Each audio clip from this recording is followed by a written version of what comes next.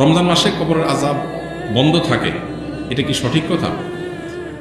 এটা বহুল প্রচলিত একটি ভুল কথা।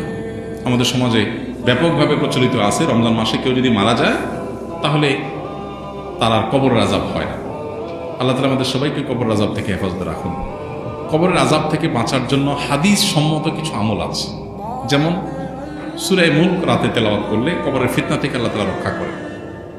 পুরো রাতের ভিতরে কেউ সূরা মুলক পড়ে, নিয়মিত অভ্যাস আছে, মাঝে মধ্যে ছুটতেই পারে।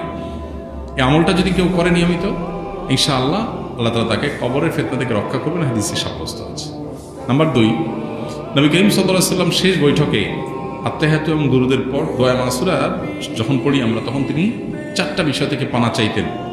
এটা দোয়া মাসুরার জায়গাতে আল্লাহুম্মা ইন্নী যালামতু নাফসি পড়েন, পাশাপাশি এটা অথবা কখনো এটার বদলে এটা আপনি পড়তে পারেন।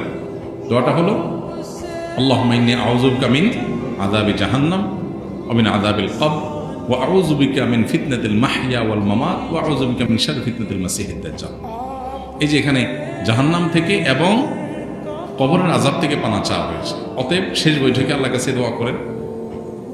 আর বিশেষ করে কবরের আযাব যেসব বিষয়ে হয়, যেমন চগলখুরি করে বেড়ানো, পেশাব থেকে ভালো করে পবিত্র না হওয়া, এগুলো কবরের আযাবের সুনির্দিষ্ট কারণ হাদিসে এগুলোকে চিহ্নিত করা হয়েছে। অতএব এগুলোর ব্যাপারে সতর্ক থাকা, এগুলো থেকে বেঁচে থাকার চেষ্টা করা। ইনশাআল্লাহ এই প্রক্রিয়ার মধ্য দিয়ে আমরা কবর আযাব থেকে আল্লাহর কাছে পানা চাইতে পারি। বাকি রমজান মাসে মারা গেলেই কবর আযাব অটোমেটিক বন্ধ এমন না। কেউ যদি খারাপ মানুষ, ফাসিক মানুষ, ওই অবস্থায় তার মৃত্যু হয় রমজানে, তাহলে তার আযাব হতে পারে।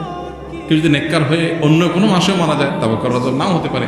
কবর আযাব হওয়া না হওয়ার সাথে রমজানের সম্পর্ক নেই, সম্পর্ক হলো কিসের? আমলের। কবর আযাব না হওয়ার বন্দোবস্ত দুনিয়া থেকে আপনি করে গেলেন কিনা, এটার সাথে সম্পর্ক।